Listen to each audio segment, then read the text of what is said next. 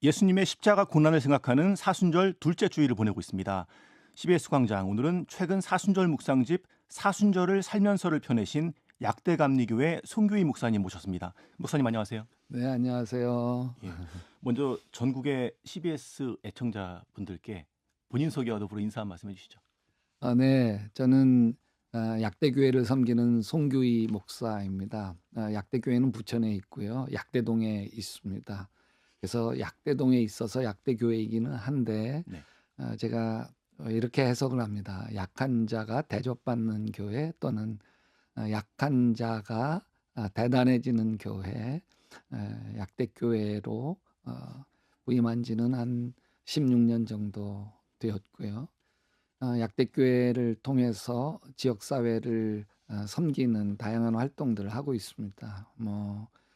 청소년들이 공부에 너무 매여 있어서 자신의 그 정서적인 함양이나 인격적인 성숙을 이루어가기가 어려운 걸 착안해서 청소년 오케스트라를 하기도 하고, 또 고령화 시대의 노인들, 독거 노인들의 돌연사도 있고 해서 이분들을 섬기는 독거노인 돌봄 사업도 하면서 약한 자들을 잘 섬기고 돕는 교회로 약대교회를 세워가고 있습니다. 뿐만 아니라 자살 하시는 분들이 자꾸 늘어나고 있는데, 그 부천 생명의 전화 자살 예방 활동을 하고 있는 부천 생명의 전화 이사장으로도 섬기고 있습니다. 예. 약대동에 있어서 약대교회지만 약한 자가 대접받는 교회. 네. 예. 교회 사역도 그렇게 맞춰져 있군요. 네. 예. 지역사회를 섬기는 일이 중요하죠. 왜냐하면 코로나 이후 한국교회에 대한 국민들의 민심이 많이 돌아섰는데, 그것을 바꾸는 게 전도 열심히 해서 되기보다는 지역사회를 우리가 정성껏 섬기고 돌보면서 이 떠나간 민심을 다시 그리스도에게로, 교회에게로 돌려야 한다고 봅니다. 예. 오늘 이제 사순절을 맞아서 음, 목사님 모셨어요. 최근에 이제 기독교 대한 감리회에 사순절 묵상집을 목사님께 쓰셔서 네. 사순절에 관한 말씀을 자세히 좀 들어보고 싶은데요. 먼저 우리가 지금 보내고 있는 사순절 어떤 절기인지 좀 설명을 해주시죠. 우리 자주 듣긴 하는데 40일이라고 하는 것 외에 구체적인 내용들은 잘 잊어버려요. 네, 40일이죠. 보통 우리가 대림절도 있는데, 우리 교회에서 하는 대림절은 성탄절을 앞두고 예수 그리스도의 재림을 기대하고 기다리는 절기잖아요. 이 대림절이 성탄절을 앞둔 절기라면, 사순절은 부활절을 앞둔 절기입니다. 그래서 부활절을 앞두고 이 40일 동안 예수 그리스도의 고난, 십자가의 고난을 묵상하는 절기, 이게 사순절이다, 이렇게 이야기할 수 있습니다. 사순절의 시작은 재수요일부터 시작을 하는데, 왜 재수요일일까? 죄를 이마에 십자가로 그으면서 회개하는 수요일을 바탕으로 사순절이 시작되어지기 때문에 그렇습니다. 그래서 사순절의 시작은 회개, 이렇게 이야기할 수 있습니다. 그래서 성금요일, 예수 그리스도께서 십자가에 못 박혀 돌아가신 그 날이 사실 사순절을 끝내는 날입니다. 그래서 회개로부터 시작해서 예수 그리스도 십자가 죽음을 묵상하며 슬픔 속에서 마무리하는 것이 사순절입니다. 그래서 사순절은 우리가 기쁨과 축제의 시간이라기보다는 근신과 절제의 시간입니다. 예수님 고난을 묵상하고 십자가를 묵상하는 시간이고, 뿐만 아니라 이렇게 고난을 묵상하는 것이기 때문에 이 사회에, 또 이웃에 고난당하는 이들에게 마음을 쏟고 그들을 위해서 함께 기도하고 그들의 슬픔에 함께 동참하는 기간, 이것이 사순절이다, 이렇게 말씀드릴 수 있겠네요. 네. 우리가 지난 시간을 잘 잊어버리는 것 같아요. 우리 코로나가 끝난 지가 꽤 된 것 같은데 돌이켜보면 전 세계가 공식적으로 코로나를 끝내고 맞는 올해 첫 사순절이거든요. 여전히 네, 근데 그렇죠. 전 세계 지구촌을 보면 팔레스타인과 이스라엘의 전쟁, 러시아 우크라이나 전쟁, 그 밖에 지진도 많이 벌어지고요. 기아와 질병, 전 세계가 고통을 겪고 있습니다. 이런 상황에서 맞는 올해 사순절 어떤 의미가 있을까요? 너무 가슴 아프죠. 러시아가 우크라이나 침공하는 거 보면서 야, 지금 현대 사회에 이런 일이 다 있을 수 있을까? 전쟁의 폭력이 얼마나 잔인한가 볼 수 있고 또 팔레스타인 이스라엘 그 전쟁에서도 어린아이들 대부분 죽어가는 거 보면서 우리의 마음이 찢어질 듯 아프죠. 뿐만 아니라 뭐 지진 또 기아 이런 것으로 어려움을 겪고 있는 하나하나 뉴스를 보면 가슴이 미어집니다. 근데 우리가 그런 아픔과 고통을 볼 때마다 이 예수님을 묵상하는 사람들은 그 아픔과 고통 속에 지금 예수님이 함께 아파 계시고 함께 가슴을 치며 함께 애통하고 계시다고 하는 것, 이게 우리가 보는 신앙의 시각입니다. 그래서 이 사순절을 지내면서 지금 현재 우리 전 세계가 겪고 있는 고통과 아픔 속에 우리 주님이 얼마나 아파하실까, 우리 주님이 얼마나 안타까워하실까, 우리가 울 때, 온 인류가 애통해서 울 때 주님은 피눈물 흘리시는 것, 이런 것들을 우리가 그 가슴으로 느끼는 때, 이때가 사순절 아닌가 싶습니다. 이 사도 바울이 디모데후서 3장에서 말세 때에 대한 이야기들을 하는데, 이 말세 때 사람들이 돈을 뭐 사랑하고 또 뽐내고 교만하고 그리고 서로 다투고 당짓고 뭐 이러면서 고통스러운 때를 보내고 있는데, 이런 때에 우리에게 예수 믿는 우리에게 사도 바울의 권면은 경건입니다. 경건해서 이 험한 세상, 아파하는 이 세상의 슬픔에 동참하고 우는 자들과 함께 울고 뭐 웃는 자들과 함께 웃어가는 그런 삶을 우리에게 요청하고 계신다고 봅니다. 예. 그리스도인들이 어떻게 사순절을 보낼 것인가 이 구체적인 내용을 책에 담으셨는데 기독교 대한감리회 본부 교육국에서 발행한 책이죠. 네. 사순절을 살면서라는 책입니다. 음, 근데 이 책의 제목이 사순절을 정말 살면서예요. 네. 사순절을 살면서 이 어떻게 살아야 될지를 담았다라는 걸 제목을 통해 직관적으로 알 수 있는데 이렇게 제목을 정하신 이유가 뭐예요? 사순절은 그냥 우리가 단순히 지나가는 시간 아니라 우리가 살아내야 하는 시간이다, 이런 마음이 들었습니다. 함부로 사는 시간이 아니라 조심조심 예수 그리스도를 생각하면서 우리가 살아내야 하는 시간인데, 여러분 구약 성경에 보면 6월절에는 누룩 없는 빵을 쓴 나물에 찍어 먹으면서 일주일을 견디거든요. 그것은 애굽의 노예 생활을 했던 때를 살아내려고 하는 거예요. 그리고 그 초막절에는 종려나무까지 이런 나뭇가지로 초막을 마당에 짓고 그 불편한 곳에서 온 가족들이 일주일 동안을 불편함을 감수하면서 살아내거든요. 그것은 자기 조상들이 광야 생활, 그 모진 생활을 겪어야 했던 것들을 살아내려고 하는 거예요. 우리는 사순절에 예수 그리스도의 고난을 살아내야 하는 그런 나는 영적인 숙제가 있다고 봅니다. 그래서 예수 그리스도의 2000년 전에 예수 그리스도의 십자가의 고난이 내 삶 속에서 함께 경험되어지는 시간, 그 시간으로 사순절을 살아낼 수 있으면 좋겠다, 이런 뜻에서 제목이 사순절을 살면서입니다.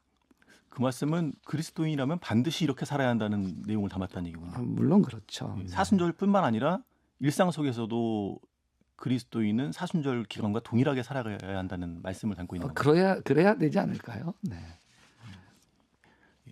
묵상집 첫 페이지에 이런 문구가 있어요. 네. 그리스도 예수에게 속한 사람은 정욕과 욕망과 함께 자기의 육체를 십자가에 못 박았습니다. 우리가 성령으로 삶을 얻었으니 우리는 성령의 인도해 주심을 따라 살아갑시다. 갈라디아서 말씀인데요. 육체를 십자가에 못 박는 것, 이건 어떤 의미가 있는 건가요? 지금 읽은 말씀이 갈라디아서 5장 24절 말씀이거든요. 근데 그 바로 위에 있는 갈라디아서 5장 19절에 육체가 뭔지 설명해 주고 있어요. 육체 행실은 음행, 더러움, 방탕, 다툼, 시기, 분냄, 분쟁, 분열, 질투, 술 취함, 흥청망청, 먹고 마시는 노름, 이런 것들이 육체의 행실이다, 이렇게 정의하고 있는데, 가만히 보면 성령의 9가지 열매, 사랑이라고 화평, 오래 참음, 자비, 양선, 이것과 정반대되는 것들이죠. 그래서 이 육체의 행실을 십자가에 못 박는다, 이런 뜻은 그 육체의 소욕을 쫓아가는 내 안에 있는 옛사람을 죽이는 길을 걸어가는 것, 이것을 육체를 십자가에 못 박는 것이다, 이렇게 설명해 드릴 수 있습니다. 예, 그렇다면 이제 육체를 십자가에 못 박고 난 뒤에 나타나는 이 성령의 인도를 따라 사는 삶, 이것은 이제 성령의 9가지 열매와 동일하겠네요. 9가지 열매가 맺혀지는 거죠. 근데 9가지 열매를 맺으려면 어떻게 해야 되느냐? 예. 성령의 인도하심을 따라 살아야 9가지 열매를 맺게 되는데, 예. 그건 성령의 열매를 맺히는 나무는 한 줄기에서 피는 꽃이고 열매예요. 그 한 줄기는 십자가입니다. 십자가 나무에서만 피는 열매. 그게 성령의 9가지 열매들이죠. 그 십자가를 우리가 경험하면 어떤 일이 생기냐면, 예수님이 나를 주관하시는 삶이 열리게 됩니다. 난 청취자 여러분에게 이런 질문 하고 싶어요. 우리 안에 다 예수님이 계시잖아요, 그죠? 예. 근데 그 예수님과 내 자아가 갈등하면 누가 이기나요? 대부분 자아가 이기죠. 예. 네. 저랑 비슷하군요. 대부분 제가 이겨요. 근데 제가 이길 때를 돌이켜 보면 누군가를 내가 아프게 했고, 제가 이길 때를 보면 내가 봐도 내가 누추했고, 내가 이길 때를 보면 내가 봐도 나 자신에게 실망스럽습니다. 예수님이 이기시면, 그러면 내가 누군가에게 선물이 되어 있고 누군가를 위로하는 사람이 되어 있습니다. 예수님이 나를 이기시면 내가 봐도 나 자신이 괜찮아지죠.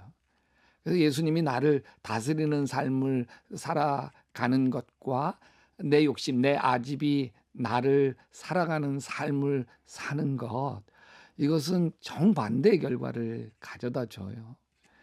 내 아내가 나 때문에 실망하고 힘겨워할 때 보면 내 고집이 예수님을 이길 때입니다. 반대로 내 자녀들이 나를 존경하고 또 아빠가 좋다, 그렇게 고백할 때 보면 예수님이 나를 주관하시고 다스려 갈 때이죠. 늘 예수님을 이겨먹는 그런 나를 십자가에 못 박았으면 좋겠다. 십자가에 못 박고 이제는 온전히 내 안에 계신 예수님이 가라면 가고 오라면 오고 용서하라면 용서하고 베풀라면 베풀고 저주라면 저주면서 예수님이 나를 다스리는 대로 이끌어가면 좋겠다. 그게 뭐 성령님께서 인도하시는 삶이다. 그렇게 살다 보면 성령의 9가지 열매가 어느새 내 삶에 주렁주렁 맺혀 있는 거 볼 수 있죠. 예. 예수님이 나를 이기고 나를 다스리는 삶이라고 말씀하셨는데, 이거를 나를 중심으로 표현하자면은 내가 예수님을 닮아가는 거겠죠. 그렇죠. 네. 묵상집에도 이제 예수님을 닮고 싶은 마음으로 평생을 살아야 한다 강조하고 계신데, 성도들이 보여줘야 할 예수님을 닮는 마음, 그리고 구체적인 삶의 형태, 이건 어떤 걸까요? 그 예수님을 닮아간다는 걸 아주 분명하게 말씀하신 예수님의 말씀은 우리가 너무 잘 알고 있는 마태복음 11장 28절, 수고하고 무거운 짐진 자들아 다 내게로 오라, 내가 너희를 쉬게 하리라, 그러시면서 뭐라고 이야기하냐면, 나는 마음이 온유하고 겸손하니 내 멍에를 메고 내게 배워라, 이렇게 이야기해요. 예수 그리스도의 온유와 겸손을 배우는 거, 이게 예수님 닮는 거죠. 어떻게 예수님을 닮아갈 수 있을 거냐? 예수님 내 멍에를 메고 배워라. 예. 그렇게 이야기하는데 이 멍에 이게 예수님의 십자가 아닙니까? 그러니까 너 자신을 부인하고 자기 십자가를 지고 나를 따라오면 그러면 너도 모르게 내 성품이 너를 주장하고 있는 거 보게 될 거다. 이렇게 우리에게 이야기하죠. 그래서 이렇게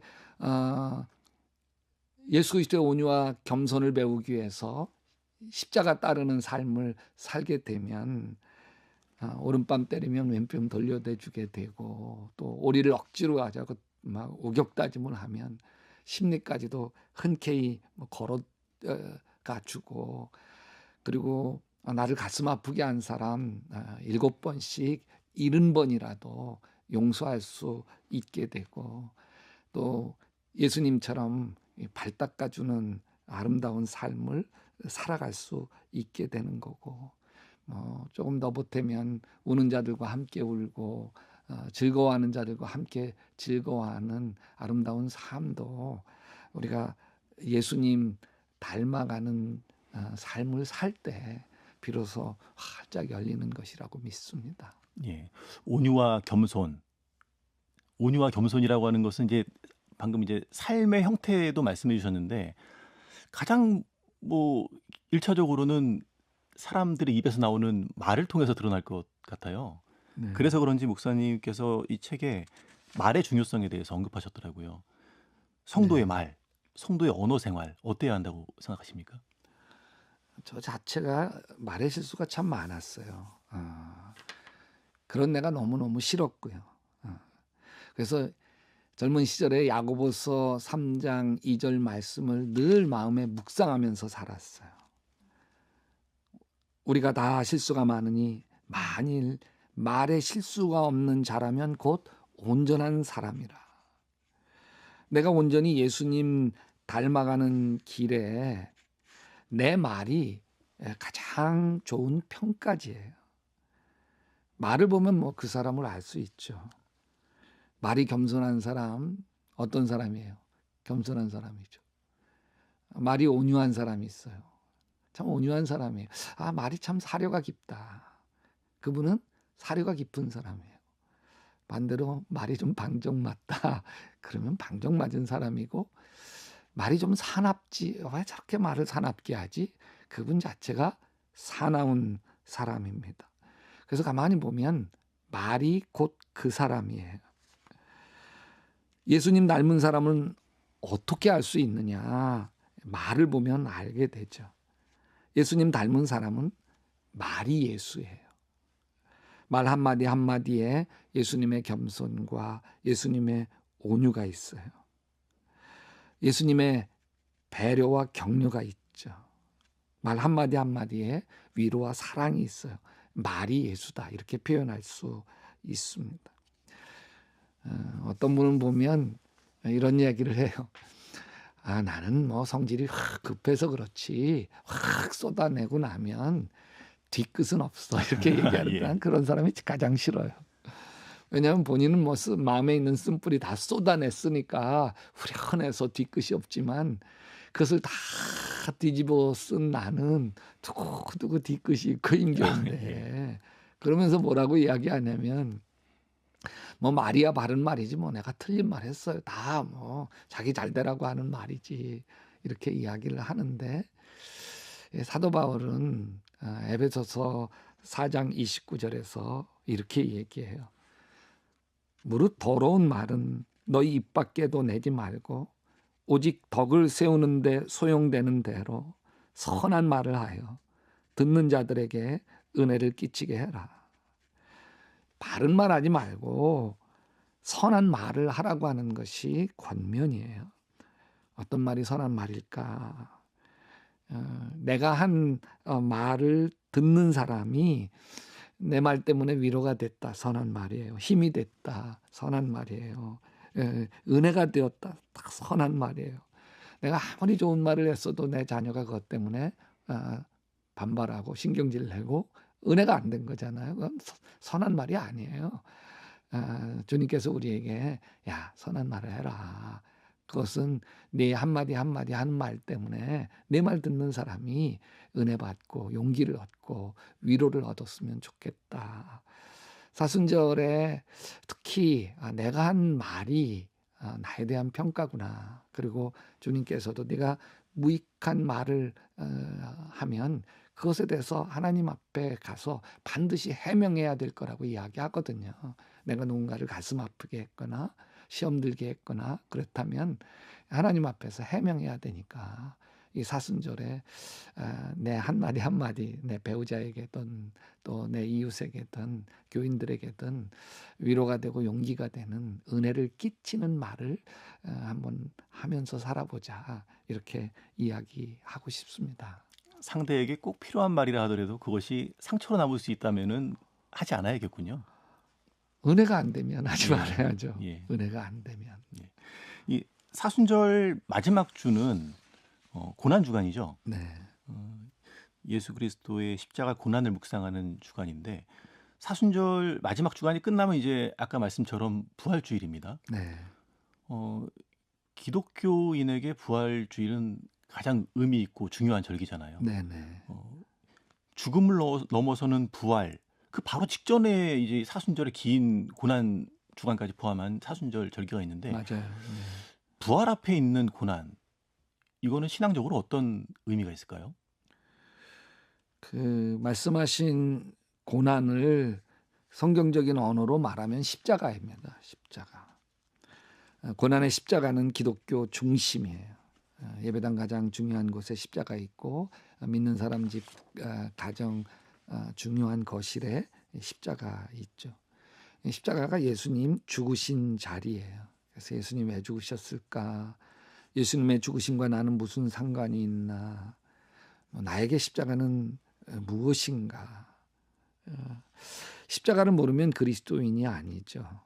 십자가의 도가 멸망받을 자들에게 미련한 것이로되 구원을 얻은 우리에겐 하나님의 능력이다. 이렇게 이야기했는데 십자가가 무엇인가 그 해답을 마음에 찾아가는 과정이 고난주간이고 이런 십자가의 비밀을 깨닫고 나면 비로소 나는 죽고 예수로 사는 부활의 삶이 활짝 열리게 됩니다. 여기 나를 깨뜨려가고 또 내 이기심 또 내 못난 자아 이런 것들을 깨뜨려가는 사순절을 보내고 나면 내 안에 예수가 다스리는 삶, 나는 죽고 예수가 내 안에 부활하시는 은총의 삶이 활짝 열리죠. 그러고 나면 미운 사람 하나도 없고요. 세상에 부러울 거 하나가 없고 나는 가난하고 또 형편이 여러 가지 어렵고 질병도 있고 장애가 있다 할지라도 그것조차도 고맙고 감사하고 그런 그 주 예수와 동행하니 그 어디나 하늘나라라고 하는 부활의 삶이 활짝 열린다고 믿습니다. 십자가 고난이 있어야만 부활이 있다 이 말씀이죠. 그렇죠. 그 노 크로스 노 크라운이라고 그러지 않나요? 예. 네. 그렇다면 우리가 이제 신앙생활하면서 부활의 기쁨을 말할 때도 항상 그 앞에 십자가 고난이 있다는 것을 기억하고 살아가야 한다는 말씀인데 네. 돌이켜 보면요, 이제 한국 교회의 전반적인 분위기 속에서 부활의 영광을 너무 강조한 측면이 있었다라고 하는 자성의 목소리도 들립니다. 네, 네, 네. 고난에 대해서 깊이 묵상하지 못하고 부활만 강조한 어떤 그 풍토 속에서 한국 교회가 성장해 오지 않았나 이런 반성들도 있는데요. 네. 그런 풍토가 교인들의 삶에, 성도들의 삶에 어떤 영향을 미쳤을까요? 십자가 없이 부활이 없죠. 한 알의 밀알이 땅에 떨어져 썩어지지 않으면 많은 열매를 맺을 수 없습니다. 자기를 부인하고 십자가 지지 않으면 예수님을 따라갈 수도 닮아갈 수도 없어요. 여러분, 그 십자가 없이 하나님을 믿는 사람들이 바리새인들이에요. 남을 정죄하고 비난하고 자신만 의로운 신앙인들이죠. 예수님이 성경에서도 안 믿는 사람들을 비난해 본 적이 없으세요. 화 있을진저 독사의 자식들아, 험한 말을 쏟아부은 사람들이 다 십자가 없이 하나님 섬기는 바리새인들이었습니다. 저는 자신을 깨뜨리는 십자가의 길을 걸어가지 못한 채 살면 교회 안에서도 늘 불평하고 험담하고 또 자신 뜻대로 안 되면 못 견뎌서 화를 낸다고 봐요. 예수님 닮아가지 못하는 신앙이죠.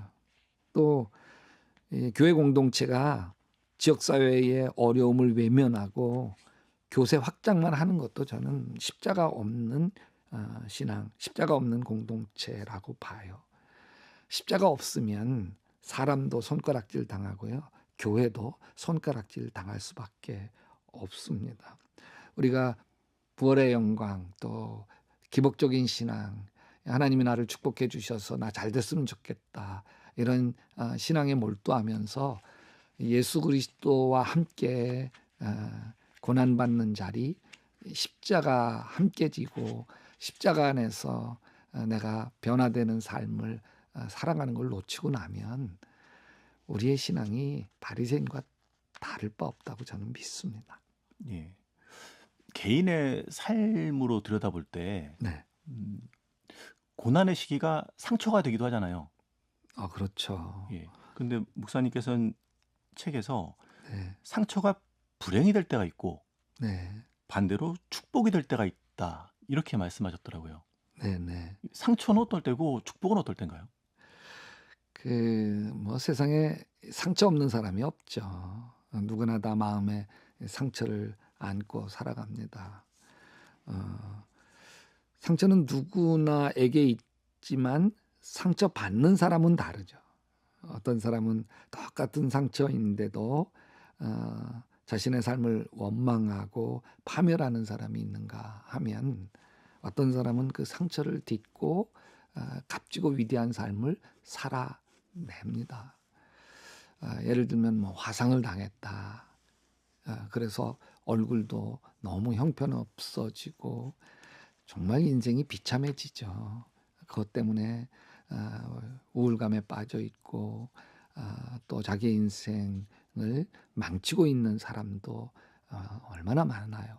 근데 반대로 그 이지선 양 같은 경우 대표적이죠. 그 상처를 딛고 일어나서 그런 상처를 안고 살아가는 수많은 사람들에게 희망이 되고 위로가 되는 것을 보면 기가 막히죠. 똑같은 화상, 똑같은 여러 가지 결손으로 인해서 생기는 상처가 어떤 사람에게는 그게 파멸이 되고 어떤 사람에게는 그게 오히려 창조적인 하나님의 기회가 되어질까. 그것을 이 폴 트루니에라고 하는 정신의학자는 사랑이라고 얘기해요. 그 폴 트루니에 자기 자신도 굉장히 고통스러운 환경, 어머니 아버지가 5살 이전에 다 돌아가시고 삼촌댁에서 자라야만 하는 불우한 결손 가정에서 자라야 됐는데 자기도 굉장히 타락하고 또 열등감 속에 파멸되어지는 인생을 살아갈 수밖에 없는 조건을 가지고 있었지만 그 외삼촌 외숙모가 너무너무 진실한 사랑을 폴 트루니에게 베풀어 주었고 그 사랑이 자기를 이렇게 만들었다 이야기합니다. 그래서 이 상처가 파멸이 되는 사람과 상처가 여러 가지 창조적인 그 기회가 되는 사람들 그것을 가르는 것은 사랑이고요. 난 그런 점에서 우리에게 상처 가득한 우리 모두에게 필요한 것은 하나님의 사랑입니다. 십자가의 사랑이죠. 자기 아들을 내어주기까지 우리를 끔찍하게 사랑하신 그 하나님의 사랑이 부어지는 그 순간 우리가 겪어야 했던 가난의 상처, 장애의 상처, 질병의 상처, 또 학대받은 상처, 그 모든 상처가 정말 하나님의 영광이 되어지는 아름다운 삶을 살아갈 수 있다고 믿습니다. 예. 그런데 상처가 불행이 되기도 하고 축복이 되기도 하고 네. 이것은 그 상처가 만들어지는 그 과정을 겪고 나서 네. 돌이켜 봤을 때 평가할 수 있는 거잖아요. 네네. 근데 지금 우리가 살고 있는 이 현실에는 지금 고난받고 있는 사람들이 있습니다. 아, 네. 예. 그렇죠. 어, 일터에서 다치거나 목숨을 잃은 분들도 많이 있고요. 네. 또 양극화로 빈곤에 허덕이는 고통 속에 있는 분들도 있습니다. 또 사회적으로는 세월호 참사, 이태원 참사와 같은 사회적 참사로 고통받고 있으나 여전히 이제 이 그들이 원하는 진실 규명이나 이런 것이 이루어지지 않아서 음. 마음 아파하는 분들도 있고요. 예수님께서는 일생을 가난한 자, 네. 약자 곁에서 친구가 되셨잖아요. 맞아요. 지금 이 시대에서 고난받고 있는 사람들, 지금 현실에도 고난받고 있는 사람들, 이들에게 교회는 어떤 메시지를 줘야 할까 고민하게 됩니다. 지금 떠오르는 거는 한 두 가지 메시지를 우리가 줄 수 있다 이렇게 봐요. 하나는 우리가 하나님께 기도하겠습니다. 또 혐오와 증오가 가득한 세상에 이 하나님의 용서와 평화가 임하도록 우리가 힘써 기도하겠습니다. 이게 그리스도인으로서 이 아픈 세상 여러 가지 갈등과 증오와 또 고통이 있는 세상 가운데 줄 수 있는 하나의 메시지이고요. 또 다른 하나는 함께 하겠습니다입니다. 우는 자들과 함께 울고 즐거워하는 자들과 함께 즐거워하며 따뜻하게 함께 하겠습니다. 하나님께 기도드리고 곁에 가서 손잡아주며 조용히 고난에 동참할 수 있는 그런 사순절이라면 주님이 참 기뻐하시는 그리스도인 아닐까 생각되네요. 예. 메시지로는 그렇고요. 네. 삶을 통해서 구체적으로 좀 보여줘야 될 부분도 있을 것 같아요. 삶에서는 어떤 노력을 기울여야 할까요? 이 사순절에 예수님의 고난에 동참하는 가장 어울리는 방법은 금식입니다. 금식이요. 금식, 예, 예. 사순절 동안 아침 금식하면 좋겠어요. 제 아내는 아침 금식하기로 했는데, 밥을 먹더라고요, 아침에. 그래서 금식 안 해? 그랬더니, 나는 아침보다는 저녁 금식하려고. 그래야 다이어트를 겸할 수 있을 것 같아. 이러면서 저녁 금식 합니다. 매일 아침 금식이 힘들면 사순절 동안 금요일마다 아침 금식을 하고 고난주간 한 주간은 꼭 한 주간 아침 금식을 하면서 예수님의 고난에 동참했으면 좋겠습니다. 금식 이건 내가 즐겨 먹던 것을 끊는 거잖아요. 근데 금식을 좀 확장해서 보면 제가 좋아하던 기호식품, 커피를 좋아한다. 그것을 좀 끊을 수 있습니다. 과자와 또 군것질을 좋아한다. 사순절 기간 동안 안 먹는 금식할 수 있죠. 또 미디어 금식도 있다는 거 아세요? 내가 즐겨보던 TV를 절제하는 것, 또 환경을 생각하면서 일회용품을 안 쓰는 금식, 일주일 중에 하루는 인터넷, 스마트폰, 게임, 웹서핑 이것을 절제하는 것도 금식이에요.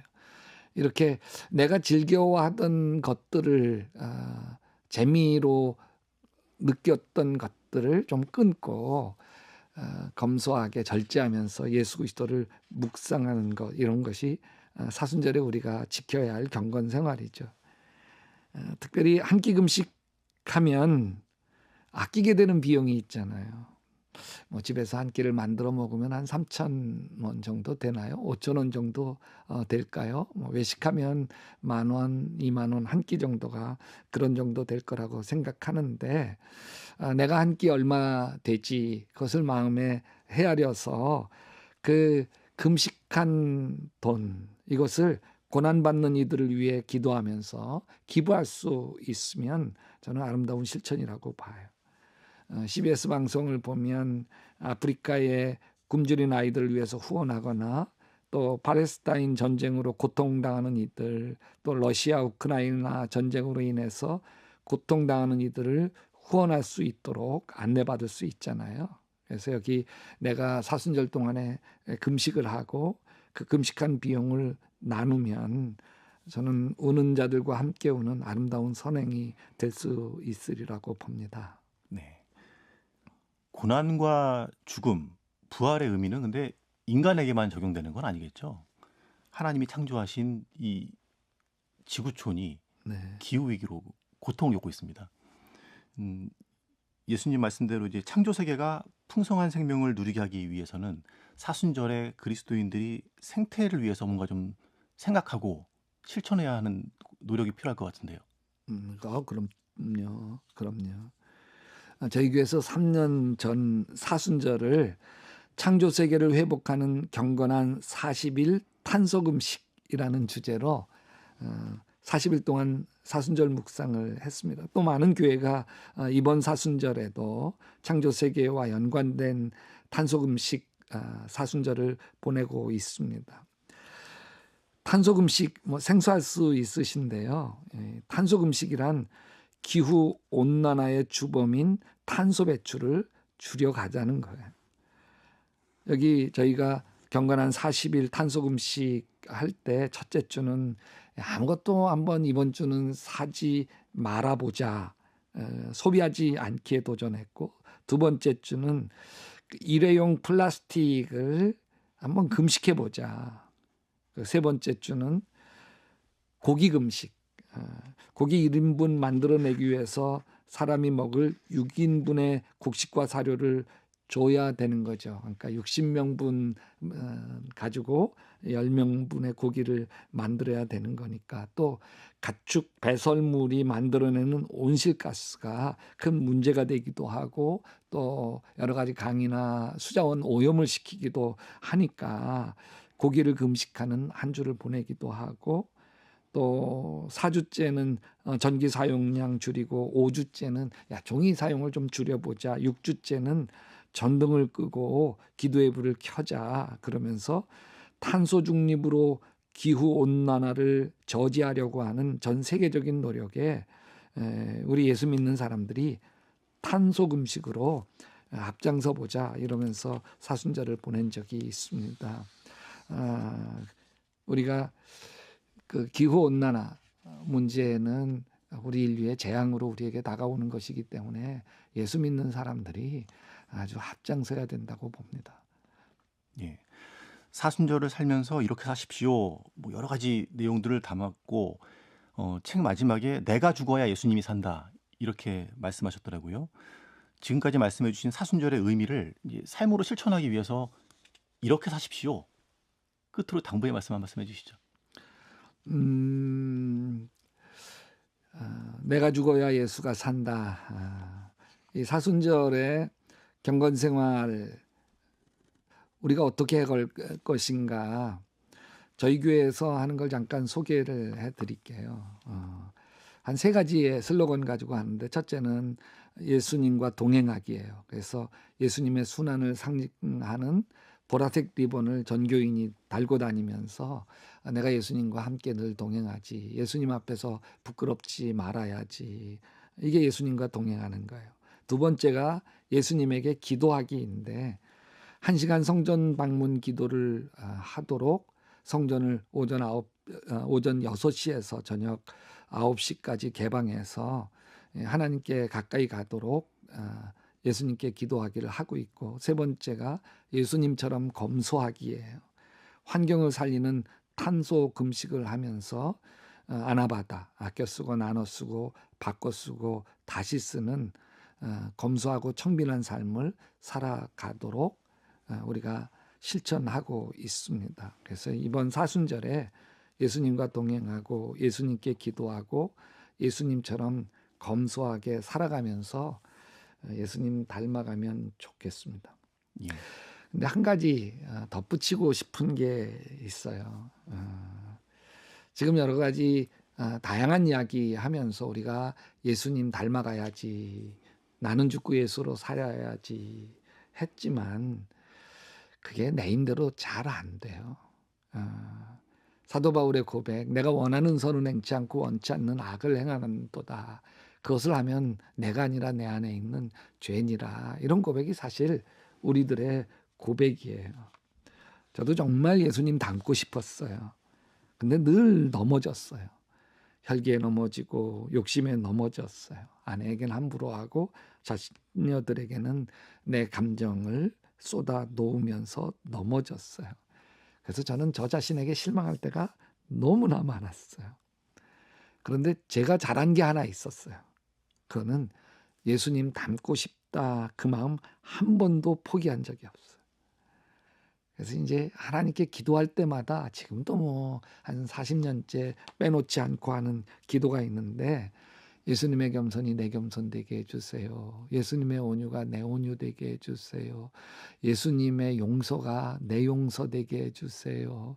예수님의 성실이 내 성실 되고 예수님의 사랑이 내 사랑 돼서 예수님의 능력이 나의 능력이 되게 하여 주시옵소서. 그걸 빼놓지 않고 해요. 저는 늘 넘어지고 늘 실패하지만 그 기도 예수님 닮고 싶다는 그 기도 한 번도 놓치지 않고 끊임없이 붙들고 갔더니 어느새 주님께서 조금씩 나를 빚어가기 시작을 해서 내 배우자로부터 나 다시 살아도 태어나도 당신을 남편으로 맡고 싶어. 또 내 자녀들도 아빠 우리 집보다 행복한 집을 본 적이 없어. 뭐 이렇게 이야기하는 삶을 살아가게 되어졌던 거 이것은 돌이켜보면 내 수고 내 노력이 아니었어요. 예수님 닮고 싶다고 하는 그 마음 하나 보신 주님께서 늘 넘어져도 다시 일으켜 세워주시고 조금씩 나를 깨뜨리고 빚어주셔서 점점 더 괜찮은 나로 빚어가신 거죠. 우리 청취자 여러분들에게 부탁드리는 건 우리는 넘어질 거예요. 그러나 우리를 향한 예수님의 사랑은 실패하지 않으십니다. 그분 은혜, 그분의 빚어주심에 기대해서 사순절을 이겨갈 수 있게 되시기를, 살아낼 수 있게 되시기를 바랍니다. 예수님을 닮고 싶어하는 마음을 내려놓지 않는다면 네, 조금씩 하나님은 나를 아름다운 모습으로 빚어가실 것이다. 꼭 기억해야겠습니다. 아멘. 예, 사순절 맞아서 아마 많은 분들이 다짐할 텐데 실천이 어려울 거예요. 그러나 예수님을 닮는 마음에 계속 간직하고 살아가는 그런 사순절이 됐으면 좋겠습니다. 목사님 오늘 말씀 감사합니다. 네, 감사합니다.